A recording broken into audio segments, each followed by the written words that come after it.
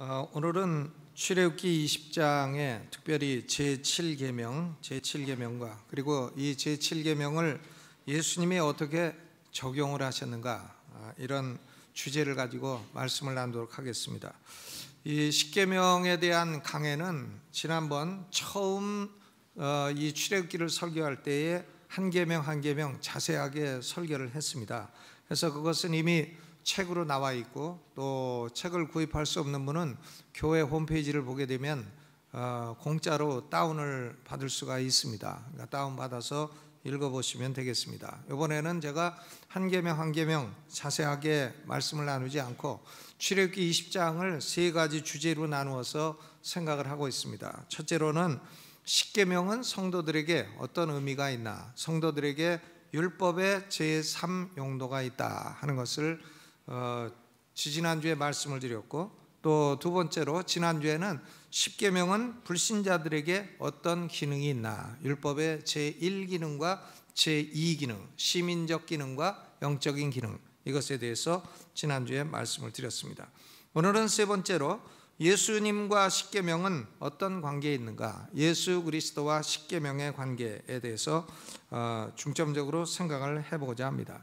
예수님은 10계명이 10가지 계명이지만 두 가지로 탁월하게 요약을 하셨습니다. 요한복음 22장 37절로부터 40절에 예수께서 가라사대 내 마음을 다하고 목숨을 다하고 뜻을 다하여 주 너의 하나님을 사랑하라 하셨으니 이것이 크고 첫째 되는 계명이요 둘째는 그와 같으니 내 이웃을 내 몸과 같이 사랑하라 하셨으니 이 두 계명이 온 율법과 선지자의 강령이니라. 구약 성경 온 율법과 선지자의 내용을 몰라도 하나님을 사랑하고 이웃을 사랑하고 하면 온 구약 성경의 정신을 다 이루면서 사는 것이다, 이런 말씀인 것입니다. 그러면 예수님은 이 10계명을 어떻게 적용을 하셨는가, 신약 성경에 어떻게 적용을 하셨는가, 여러 가지 경우가 있습니다만은 가장 탁월한 케이스가 요한복음 8장 2절로부터 11절까지 간음하다가 현장에서 잡힌 여인의 케이스인 것입니다. 예수님이 성전에서 백성들을 가르치실 때에 이 바리새인과 서기관들이 간음 중에 잡힌 여인을 예수님에게 끌고 왔습니다. 그 목적은 예수님을 곤경에 빠뜨리려고 하는 것입니다. 이 바리새인과 서기관들은 머리가 그 당시 유대인들 중에 제일 좋은 사람들이에요. 그런데 그 좋은 머리를 가지고 늘 예수님을 흠잡고, 예수님을 어떻게 하면 좀 쓰러뜨릴까, 예수님을 어떻게 하면 공경에 빠뜨릴까, 그런 데 사용했습니다. 그걸 좀 좋은 데 사용했으면 참 구원도 받고 진리도 알고 하나님이 축복하시는 사람이 됐을 건데, 그 좋은 머리를 갖고 아주 못된 데만 사용을 했습니다. 그러니까 요한복음 8장 5절 6절에 보니까 모세는 율법에 이러한 여자를 돌로 치라 명하였거늘 선생은 어떻게 말하겠나이까. 저희가 이렇게 말함은 고소할 조건을 얻고자 하여 예수를 시험함이러라 그랬어요. 그러니까 예수님이 돌로 치지 말라 그러면 왜 율법을 어깁니까? 당신이 율법을 어기는 선생입니까? 이렇게 비난할 것입니다.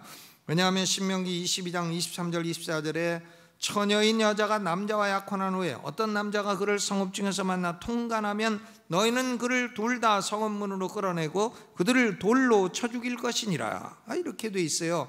그러니까 돌로 치지 마라 하면 왜 율법의 말씀을 예수님이 어기느냐, 율법을 어기는 자라, 이렇게 비난할 것이고, 또 돌로 치라 하면 요한복음 3장 17절에 하나님이 그 아들을 세상에 보내신 것은 세상을 심판하려 하심이 아니요, 당신이 심판하려 하심이 아니라고 해놓고 심판을 하느냐, 당신은 거짓말장이다, 이렇게 말하게 되는 것입니다. 그러니까 예수님은 돌로 치라고도 못하시고 돌로 치지 말라고도 못하시고, 이런 것을 네 글자로 뭐라고 합니까? 한자말로? 한자말 네 글자 뭐라 그러죠? 낙장불입? 그런 거 아니고 진퇴양난이죠. 진퇴양난. 그렇죠. 지금 예수님이 진퇴양난의 위기에 빠졌습니다. 돌로 치라고도 못하고 치지 말라고도 못하고. 그런데 예수님은 참 인간의 지혜로 넘어갈 수 없는 이 위기를 하늘의 지혜로 당신과 10계명이 어떤 관계가 있는가 하는 것을 네 가지로 계시를 해 주셨습니다. 첫째로 예수님은 당신이 십계명을 계시하신 십계명의 원천이시다, 이걸 보여주십니다. Origin of the law, 십계명의 원천, Source of the law, 십계명의 기원, 그리고 십계명의 계시자이시다, Revealer of the law. 그러니까 예수님이 인류에게 주신 십계명은 예수님이 주신 것이다, 이것을 보여주신 것입니다. 바리새인과 서기관들이 시험하는 말을 들으신 예수님은 6절 후반에 보니까 몸을 굽히사 손가락으로 땅에 쓰시니 그랬죠. 6절에 몸을 굽히사 손가락으로 쓰셨어요. 8절에도 다시 몸을 굽히사 손가락으로 땅에 쓰시니, 여러분 예수님이 2번 손가락으로 쓰셨습니다. 2번 손가락으로 쓰신 것은 유대인들은 뭘 생각하겠습니까? 2번, 2번 손가락으로 쓰셨다? 그것은 시내산에서 하나님이 2번 손가락으로 쓰신 십계명밖에는 없는 것입니다. 그러니까 유대인들은 손가락으로 쓰실 때에 저것이 십계명을 주신 하나님의 활동이라, 이것을 잘 알고 있는 것입니다. 그러니까 예수님은 십계명을 가지고 예수님을 시험한 자들 향해서 내가 바로 십계명을 기록한 하나님이다, 내가 바로 모세를 통해서 율법을 준 율법의 계시자이다, 이것을 말씀을 하고 계신 것입니다. 우리 협동 목사님 중에 성광원 목사님 계시죠? 성광원 목사님이 법제처장이셨습니다. 법제처장, 법을 만든 분이죠. 그러니까 이분이 뭘 만들었냐면 도로교통법, 이걸 만들었어요. 그런데 법제처장을 이제 은퇴하시고 나와가지고 운행을 하다가 경찰이 잡아가지고는 자기가 만든 법으로 티켓을 띄더래.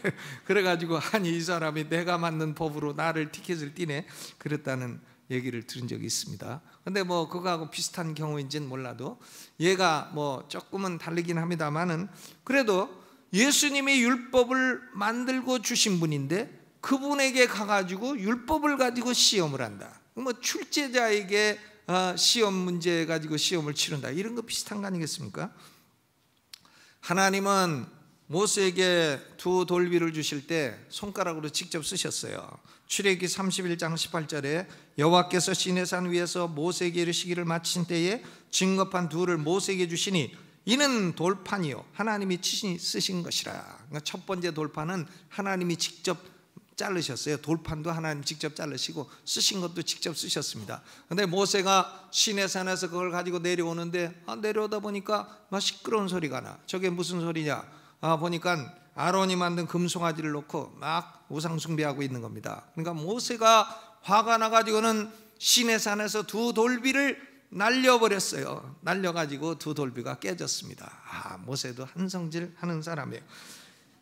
던져버렸습니다, 2 돌비를. 그러니까 하나님이 모세 보고 다시 올라와라, 그래가지고 40주 40야를 시내산에 올라가가지고, 우리가 지난번에 성도들과 갔을 때 시내산에 올라가는데 난 다시는 안 올라갈랍니다. 얼마나 힘들었는지.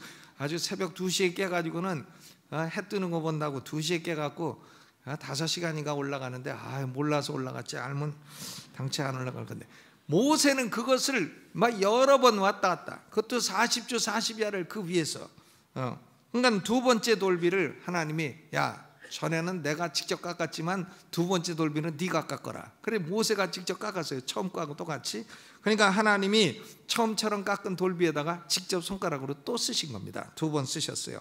출애굽기 34장 28절 여호와께서는 언약의 말씀을 10개를 그 판들에 기록하셨더라. 그러니까 지금 손가락으로 2번 딱 땅에 쓰신 것은 뭔가 하면 바로 십계명은 내가 시내산에서 기록한 내가 준 말씀이니라, 이것을 보여주시는 것입니다. 여러분, 예수님이 십계명을 주셨기 때문에 예수님이 자신이 십계명을 주시고 자신이 법을 주시고 오셔서 자신이 폐지하시고 그런 게 아니라는 것이죠. 이사야 42장 21절에 여호와께서 자기의 의로우심을 인하여 기쁨으로 그 교훈을 크게 하며 존귀케 하려 하셨다. 그 교훈을 make great, 크게 하고 make glorious, 존귀하게 하셨다.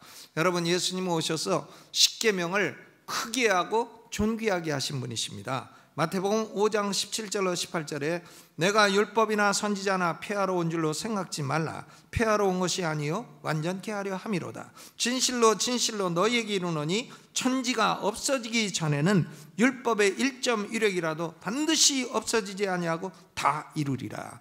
천지가 없어지기 전에는 십계명의 1.1획도 없어지지 않는다고 하셨습니다. 그러니까 여러분, 목사들 중에도 십계명은 안 지켜도 된다든가, 십계명은 갖다 버리라든가, 십계명은 오늘 은혜 받은 우리에게 소용이 없다든가 이렇게 말하는 사람들은 그것은 거짓 선지자인 것입니다. 그런 사람들은 천국에 혹시 가도, 혹시 안 가겠지만 혹시 가더라도 천국 가도 맨 끄트머리 제일 낮은 사람이 될 것이라 주께서 그렇게 말씀하셨습니다. 그러니까 예수님은 십계명의 계시자이시고 십계명을 존귀하게 하고 십계명을 완성하고 십계명을 위대하게 만드시는 그런 일을 하러 오셨다. 이것이 첫째 진리예요. 두 번째로는 예수 그리스도만이 율법을 어긴 죄에 대한 심판을 집행할 수 있는 심판의 집행자이시다. 심판을 누구만이 할 수 있나? 정죄를 누구만이 할 수 있나? 예수님만이 정죄할 수 있어요. 7절에 보니까 저희가 묻기를 마지 아니하는지라 계속 물어봐. 예수여 돌로 칠까요 말까요? 계속 물어보니까 이에 일어나 가라사대 너희 중에 죄 없는 자가 일어나 먼저 돌로 치라. 죄 없는 자가 일어나 먼저 돌로 치라. 십계명을 위반한 자를 심판하고 정죄할 수 있는 존재는 누군가 하면 자기 자신은 십계명을 위반한 일이 없는 사람이라야 된다는 겁니다. 예수님이 신명기 17장 7절을 근거로 말씀하신 겁니다. 이스라엘 백성 중에 남자나 여자나 다른 신들을 섬겨 그것에 절하면 이런 자를 죽이면은 증인이 먼저 그에게 손을 댄 후에 뭇 백성이 손을 댈지니라. 자기는 우상숭배한 적이 없는 사람이 우상숭배하는 사람을 끌어다가 돌로 먼저 치라는 거예요. 그러면 딴 사람 그 다음에 돌로 치라, 그런 얘기인 것입니다. 그러니까 가늠한 여인을 먼저 돌로 칠 수 있는 사람은 자기에게는 간음의 죄가 없어야 된다, 그런 말씀이에요. 그러니까 9절에 보니까 저희가 이 말씀을 듣고 양심의 가책을 받아 어른으로부터 시작하여 젊은이까지 하나씩 하나씩 나가고 오직 예수와 그 가운데 섰는 여자만 남았더라. 그냥 돌 갖고 찍으려고 딱 섰다가 어떻게 된 거예요? 죄 없는 자가 돌로 치라니까는 싹 내려놓고 아이고 배 아파 이러고선 싹 다가버렸다 이거예요. 죄 없는 자가 돌로 치라. 너희 중에 간음죄가 없는 자가 돌로 치라니까 다 도망갔다. 그러니까 어른들도 다 도망갔고 젊은이도 다 도망갔다. 그러니까 율법의 말씀을 제대로 적용을 하니까 모두 다 양심의 가책을 받고 다 도망갔습니다. 이 여인을 돌로 쳐서 죽이면 그 다음에 자기도 돌로 맞아 죽어야 마땅하다, 이것을 딱 느끼게 되니까 저는 아닙니다 하고 쏙 빠져요. 저는 아닙니다, 저는 돌로 안 치겠습니다 하고 다 도망갔습니다. 그들도 간음죄가 있다는 말씀인 것입니다.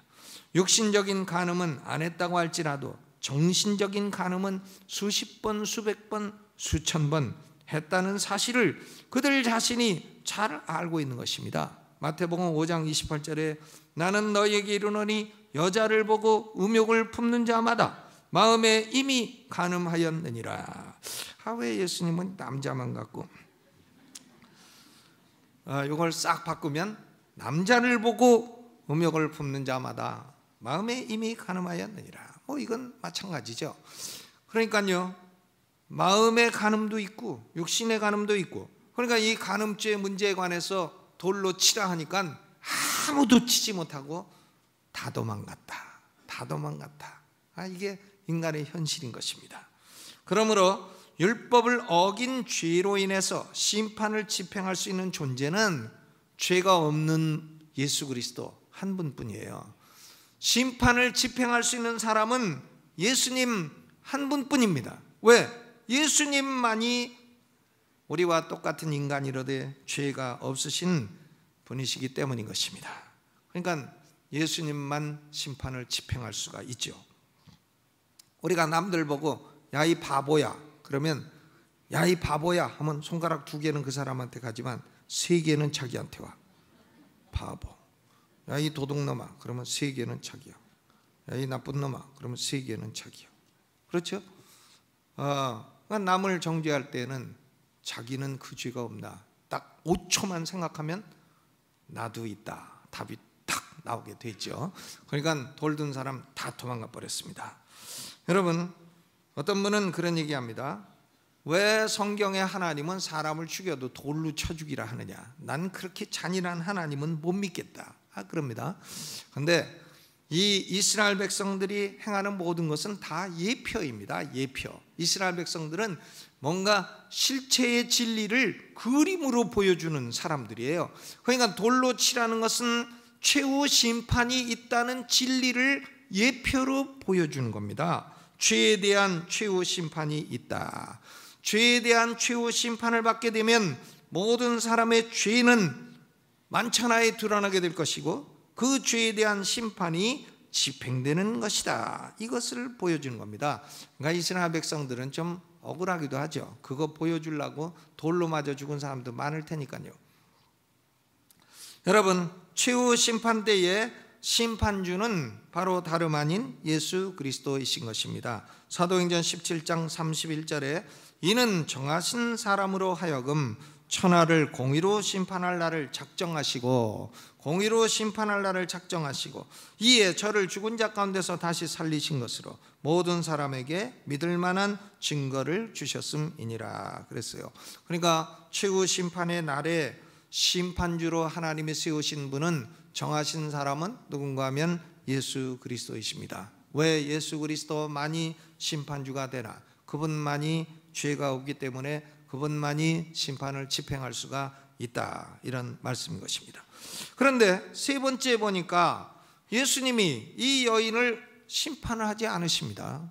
이 여인을 향해서 율법을 어긴 죄를 용서하십니다. 용서. 그러니까 예수님은 율법을 어긴 죄에 대해서 용서하는 분이시다. 용서를 하실 수 있는 분이시다. Forgiver. 용서하실 수 있는 분이시다. 이것을 셋째로 계시하시는 것입니다. 요한복음 8장 10절로 11절에 예수께서 일어나서 여자 외에 아무도 없는 것을 보시고 이르시되 여자여 너를 고소하던 그들이 어디 있느냐? 너를 정죄한 자가 없느냐? 대답하되 주여 없나이다. 나도 너를 정죄하지 아니하노니 가서 다시는 죄를 범치 마라. 율법을 어긴 죄에 대한 유일한 심판주이신 예수님께서 나도 너를 정죄치 아니한다. I do not condemn you. 나도 너를 정죄치 아니한다. 여러분, 이 여인은 간음한 게 분명하고요. 이 여인은 율법에 따라 돌로 맞아 죽어야 되는 게 분명하고, 그런데 어찌해서 예수님은 이 여인을 그냥 용서하신단 말입니까? 그러면 하나님의 공의는 어디 갔단 말입니까? 죄에 대한 분명한 심판을 받아야 돼야 그래야 하나님의 공의가 실현되는 것인데 예수님은 무슨 근거로 이 여인을 용서를 하시나? 여러분, 예수님이 2번 쓰신 것은요, 십계명을 2번 이스라엘 백성들이 받은 것을 상징한다고 이미 말씀을 드렸어요. 그런데 첫 번째 돌비는 깨져버렸습니다. 그런데 두 번째 돌비는 법궤 안에 딱 들어있어요. 법궤 안에. 법궤라고 하는 것은 영어로 ark, ARK입니다. 이것은 노아의 방주하고 동일한 단어예요. 노아의 방주. 노아의 방주하면 우리가 노아의 방주는 예수님을 상징한다 하는 걸 잘 알고 있습니다. 그러니까 이 법궤도 역시 예수 그리스도에 대한 상징입니다. 그러니까 두 번째 돌비 십계명은 법궤 안에 딱 들어왔어요. 예수 그리스도의 은혜 안으로 딱 들어왔어요. 그리고 법궤 윗뚜껑이 속죄소 혹은 시은소, mercy seat, 거기서 피를 뿌려가지고 죄를 용서받는 것입니다. 그러니까 이제 두 번째 돌비는 바로 예수 그리스도의 은혜 아래로 딱 들어가게 되었다. 예수 그리스도 안으로 오게 되었고 예수 그리스도의 은혜 밑으로 오게 됐다 하는 것을 말씀을 하는 것입니다. 여러분, 예수님은 이 땅에 오셔서 뭘 하셨나? 두 가지를 하셨어요. 첫째는 살다가, 둘째 죽으셨어요. 살다가 죽으시고, 그리고 부활하셨습니다. 예수님의 삶이 아주 중요해요. 왜 중요하냐? 예수님의 삶은 율법의 요구를 다 이루신 삶이에요. 예수님의 삶은 십계명을 하나도 어긴 적이 없는 깨끗한 삶입니다. 완전히 의로운 삶이에요. 예수님이 이렇게 율법을 100% 다 지키신 삶을 사셨다는 것을 신학자들은 액티브 오비디언스, 능동적인 순종이라고 그렇게 표현을 합니다. 예수님이 능동적인 순종을 해서 율법을 100% 다 지키시는 삶을 사시고, 그 삶이 우리에게 무슨 의미가 있나? 그 공로가 우리에게 의가 되는 겁니다. 예수님의 완전한 의를 예수 믿는 사람들에게 예수 그리스도가 그 의를 전가해 주시는 것이죠. 우리에게 그 의를 옷처럼 입혀주시는 것입니다. 그러면 예수님은 율법의 요구를 다 이루시는 삶을 사셨을 뿐만이 아니라 십자가를 지심으로 율법이 요구하는 형벌을 대신 다 치루어 주셨어요. 그것은 예수님의 수동적 순종이라고 부릅니다. Passive Obedience.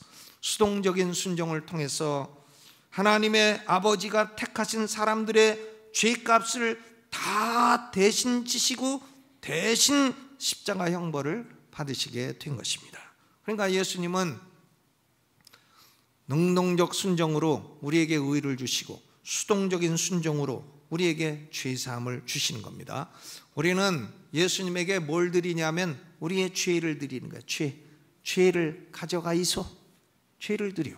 그럼 예수님 우리 죄를 받아가지고 죄값을 다 치르시고 우리에게 뭘 주시나? 의를 주셔. 의를. 천국에 들어갈 의를 주십니다. 우리는 죄를 드리고 예수님은 의를 주시고, 원더풀 익스체인지, 참으로 놀라운 이 교환이 일어나게 되는 겁니다. 여러분, 예수님의 능동적인 순종과 수동적인 순종, 삶과 죽으심, 이 두 가지는 우리가 죄사함 받고 천국에 들어갈 의를 얻는 근거가 되는 겁니다. 예수님이 그렇게 하지 아니하셨으면 우리는 천국에 들어갈 수 없어요. 어떤 분은 예수님이 뭐 막달라 마리아하고 바람 폈다고 그따위 소리 하는데, 그런 사람은 천국 갈 수 없어요. 천국 가도 그런 헛소리로 말미암아 지옥 아랫목에 가서 벌을 갖다가 버는 사람이에요. 아주 매를 버는 사람이다 이거예요. 여러분, 그런 소리는 복음의 핵심을 공격하는 아주 사악한 마귀의 소리인 것입니다. 로마서 5장 19절에 한 사람의 순종치 아니함으로 많은 사람이 죄인 된 것 같이 한 사람의 순종하심으로 많은 사람이 의인이 되리라. 한 사람이 순종하심으로 많은 사람이 의인이 되리라. 우리가 어떻게 의인이 됐나? 예수 그리스도의 순종으로 의인이 된 것입니다. 수동적 순종과 능동적 순종. 로마서 10장 4절에 그리스도는 모든 믿는 자에게 의를 주시기 위하여 율법의 마침이 되시니라. 율법의 마침이 되셨다. 왜? 의를 주시기 위해서 율법의 요구를 완성한 완성자가 되셨다. 그런 말씀이죠. 율법의 마침이 되셨다. The end of the law. 이것은 예수님이 율법을 십계명을 쓸모없는 것으로 만드시고 폐지하셨다는 의미가 아닌 것입니다. 율법의 모든 요구를 완성하심으로 완전한 의를 이루셔서, 그래서 모든 믿는 자에게 의를 주시기 위해서 율법의 요구를 완성하셨도다. 이런 말씀인 것입니다. 그러므로 예수님은 당신의 순종을 근거로 해서 그 간음한 여인의 죄값을 당신이 지불하셨고, 그 간음한 여인에게 의를 주시는 예수 그리스도이시기 때문에 그 여인을 정죄하지 아니하신다고 말씀하신 것입니다. 간음한 여인은 하나님의 택한 백성이었던 것입니다. 여러분, 바리새인들과 서기관들, 이 사람들은 머리가 좋은 사람들이에요. 머리가 좋은 사람들이고 그 사회의 지도층입니다. 그리고 온갖 특권을 다 누리는 사람들이에요. 그런데 그런 사람들은 천국에 가지 못해요. 그런데요, 보니까 간음하다 걸린 여인, 세리, 또 창녀, 죄인, 그런 사람들 중에 예수님을 믿고 의지하는 사람이 많습니다. 천국은 왜 그런 사람들이 가나? 바리새인 서기관들 똑똑하고 막 그런 사람들이 왜 못 가나? 그런 사람들은 자기 의가 강해. 자기 의를 내세워. 내가 이렇게 해서 이렇게 됐다. 자기 의를 내세웁니다. 그러나 이 간음한 여인, 세리, 죄인들은 아버지, 나는 내세울 거 아무것도 없습니다. 나는 내 의가 없습니다. 나는 오직 예수만 의지합니다 하고 예수 그리스도를 진실로 믿기 때문에 하나님이 그들을 용서하시고 의롭다함을 주시는 것입니다. 그러니까 지금 현세의 축복을 받았다고 해서 내세에도 축복을 받나?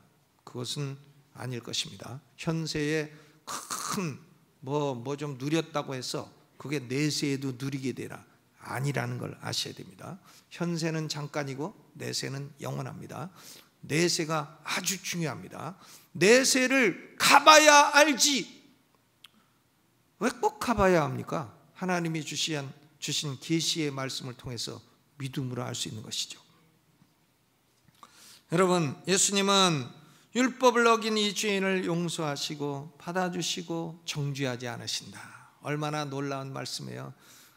우리도 다 십계명 어긴 죄인들 아닙니까? 저는 다 어겼어요. 여러분은 어떠십니까? 다 어긴 죄인들이죠. 우리가 내세울 의가 없습니다. 그런데 예수를 믿으니까 예수님의 완전한 의를 딱 입혀주심으로 이제 나는 천국 갈 수 있게 되었다 확신할 수 있는 사람이 되었습니다. 여러분, 천국 가십니까? 예, 우리 조현영 권사님 남편이 제가 그저께 가가지고 임종 예배를 드렸어요. 근데 권사님이 관심이 딴 거 없어요. 남편이 예수 믿어서 천국 가는 거, 그거 하나만 확신을 갖게 해달라는 거예요. 그래서 가가지고 예수님이 천국의 처소를 마련하고 나를 믿는 자는 영접해서 나 있는 곳에 있게 하겠다 말씀을 증거하고, 우리 유골종 선생님 예수 믿으시면 손을 잡아보라고. 힘이라고는 손가락 움직일 힘밖에 안 남았어요. 근데 손을 꽉 잡으시더라고요. 꽉 잡으셔. 그 힘이 굉장히 세게 잡아. 그러니까 권사님이 그걸 보고 목사님 됐습니다 하고 마음에 큰 위로를 얻어요. 여러분, 사람 생을 마칠 때 돈이 많으냐 아무 관계 없습니다. 뭐 표창장 몇 개 받았냐, 그거 아무 소용 없습니다. 뭐 어디나 땅 많이 사놨냐, 아무 소용 없습니다. 예수 믿고 구원받고 하나 천국에 들어갈 의를 얻었느냐, 그거 이상 중요한 게 뭐가 있어요? 여러분, 살아있는 동안에 예수 믿고 죄 사함 받고 의를 얻기를 주님의 이름으로 축원합니다. 또 이미 예수 믿은 사람은 그 확신에서 흔들리지 마시기를 주의 이름으로 축원합니다. 네 번째로, 예수님은 구원받은 성도들에게 십계명을 존중하며 살라고 말씀하셨어요. 율법의 제3용도를 강조하신 것입니다. 요한복음 8장 10절 후반부가 중요한 말씀입니다. 나도 너를 정죄하지 아니하노니 다시는 죄를 범치 마라. 나도 너를 정죄하지 아니하노니 이제는 마음대로 살아라. 그거 아니잖아요. 나도 너를 정죄하지 아니하노니 다시는 죄를 범치 말라. 요한복음 5장 14절에 38년 된 병자를 치료하신 후에 성전에서 그 사람을 만나 이르시되 보라, 네가 나았으니 더 심한 것이 생기지 않게 다시는 죄를 범치 말라. 여러분, 의롭다함을 얻은 사람은 다시는 죄를 범치 않는 성화의 삶을 살아야 마땅합니다. 칭의의 은혜를 받은 사람은 반드시 성화의 과정을 겪게 되는 것입니다. 성화의 과정을 전혀 볼 수 없는 사람은 칭의의 은혜를 받지 못한 사람인 것입니다. 다시는 죄를 범치 말라는 말씀의 기준은 십계명이에요. 십계명을 어기지 말라는 말씀이죠.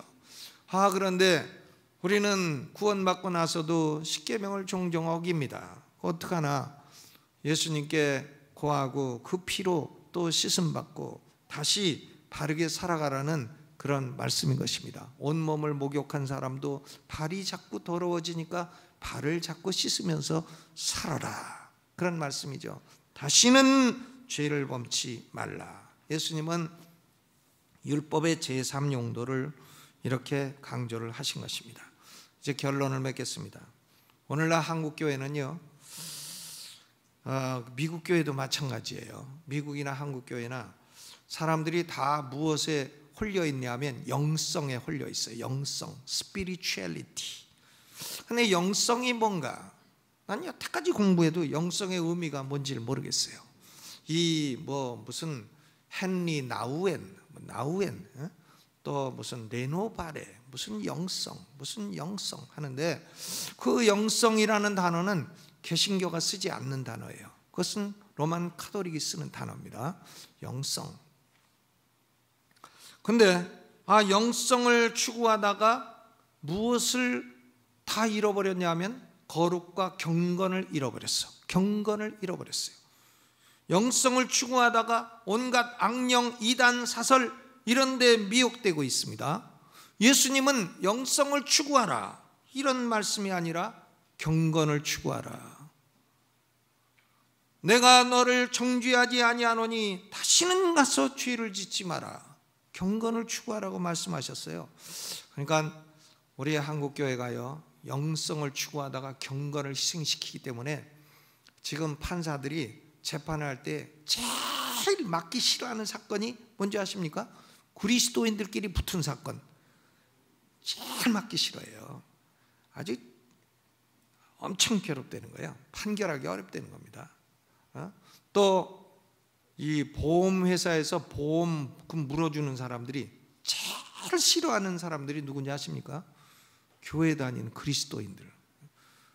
아프지도 않은데 그냥 병원에 들어간다는 거예요. 가가지고 그냥 조금 하면 될 걸 갖다가 그냥, 물론 다 그렇지 않죠. 그런데 일반적으로 보험회사에서 물어주는 사람이 제일 싫어하는 사람들이 예수 믿는 사람들이 난 사고라는 겁니다. 판사들이 제일 싫어하는 사건들이 예수 믿는 사람들끼리 붙은 사건이라는 거예요. 그러니까 어쩌다가 이렇게 됐나? 영성 맨날 추구하다가 어쩌다가 이렇게 됐나? 우리가 경건을 희생시키기 때문에 그렇게 된 것입니다. 경건, 거룩한 십계명을 마음에 새기고 바르게 살라, 다시는 죄를 짓지 마라, 이 말씀을 오늘 우리는 마음에 새겨야 될 줄로 믿습니다. 예수님은 죄 없는 삶으로 율법의 요구를 다 이루셔서 우리가 천국 들어갈 의의를 주셨어요. 예수님은 죄 없는 분이 십자가에서 형벌을 받으심으로 우리가 받아야 될 형벌을 대신 받아주시고 우리의 범죄 기록들을 다 지워주셨어요. 죄사함을 주시고 의롭다함을 주셨습니다. 그리고 예수님은 믿는 자에게 성령을 보내주셨어요. 성령이 우리 마음속에 들어와 계십니다. 성령을 보내주신 이유는 이제는 십계명을 마음에 품고 경건한 삶을 살아갈 수 있는 능력을 주시기 위함인 것입니다. 성령을 주신 제일 큰 목적은 무슨 영성을 추구해라 그런 데 있는 게 아니라 성령을 통해 거룩한 삶을 살라. 내가 거룩하니 너희도 거룩하라. 내가 경건하니 너희도 경건하라.